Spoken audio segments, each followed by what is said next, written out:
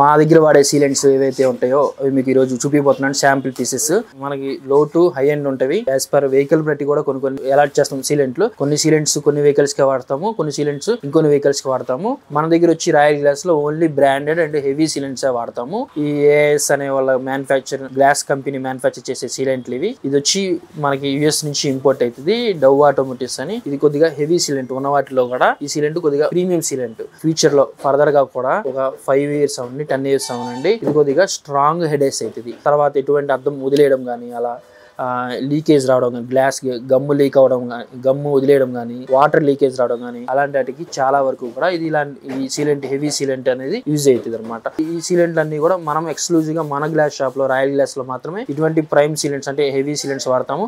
Normal sealant ఇంకా దీనికన్నా లో కాస్ట్ లో ఉంటాయి సీలెంట్స్, అవి కూడా యూజ్ చేస్తారు నార్మల్ షాప్స్ నార్మల్ వర్క్ చేసేవాళ్ళు. బట్ మనం వాడేది ఏంటంటే ఓన్లీ ప్రీమియం మెటీరియల్ వాడతాము.